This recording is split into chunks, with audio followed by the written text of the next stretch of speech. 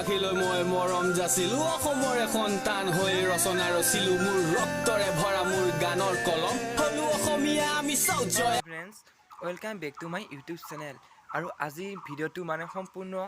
মনোযোগেৰে শুনিব কিয়নো আজিৰ ভিডিঅ'টো কোনো ব্লগ ভিডিঅ' কোনো ফানি মিন্স ভিডিঅ' নহয় ফ্ৰেণ্ডছ আজিৰ ভিডিঅ'টো হৈছে আমাৰ কেইদিনমান ধৰি ছ'চিয়েল মিডিয়াত প্ৰচাৰ হৈ থকা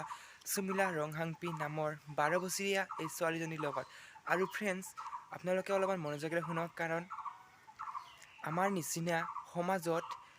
অসমীয়া সমাজখনত আজি কি হৈ আছে বহুত দুখ লাগে আচলতে হয় আমাৰ নিজৰ ভুলৰ কাৰণত এইবোৰ ঘটনা হৈ আছে যেতিয়া সুমিলা ronghangpi নামৰ এই 12 বছৰীয়া কিশোৰী এই ছোৱালীজনীক আনিছিলে লোকৰ ঘৰত বন কৰা ছোৱালী হিচাপে কাম কৰিবলৈ তেতিয়া আমাৰ ওচৰ চুবুৰীয়া মানুহে অলপ চকু দিব লাগে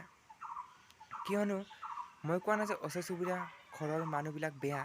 মানে ভাল হয় প্ৰত্যেকতে আছে ভাল বেয়া দুয়োটাই আছে কিন্তু সেইসকল আমাৰ যিসকল সমাজৰ ভাল ব্যক্তি আছে সেইসকলে এইবোৰ কামৰ ওপৰত চকু দিব লাগে কিয়নো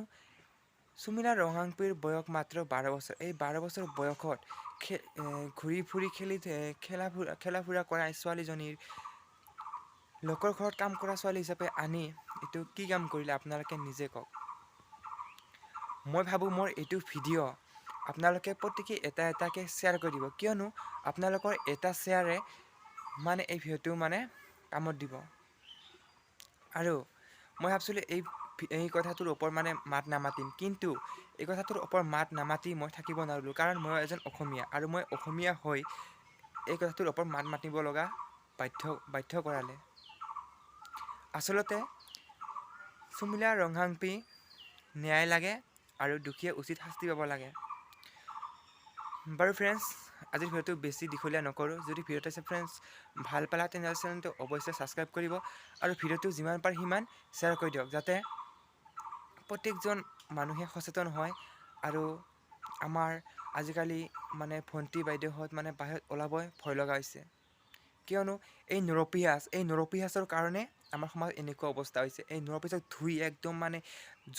জ্বলাই যেনেকৈ মাৰিছিলে সুমিলা ronghangpi ভণ্টিজনীক সেনেকৈ ইহঁতক মানে ফাঁচি দিব লাগে ফাঁচিৰ ওপৰত যদি বেলেগ কিবা ডাঙৰ মানে কিবা শাস্তি আছে সেই শাস্তিটো এইসকলক দিব লাগে নিজৰ ঘৰততো নিজৰ মা ভণ্টি বাইদেউ আছে সেইসকলৰ কথা মনত নপৰে শেষত মই এটা কথাই কওঁ উই ৱান্ট জাষ্টিছ সুমিলা ronghangpiক ন্যায় লাগে আৰু ফ্ৰেণ্ডছ এই ভিডিঅ'টো যিমান পাৰে সিমান শ্বেয়াৰ কৰি দিয়ক যাতে আমাৰ প্ৰত্যেকটো মানে মানুহ সচেতন হ'ব পাৰে নেক্সটত যাতে এনেকুৱা আৰু আমাৰ লগত নহয় কিয়নো এনেকুৱা ঘটনা আমাৰ সমাজত বাৰে হৈ আছে আৰু হৈ যোৱাৰ পিছতে আমাৰ মাত মতা হয় কিয়নো আগৰ পৰাই যদি আমি সচেতন হওঁ তেনেহ'লে এনেকুৱা আমাৰ সমাজত হ'ব নোৱাৰে বাই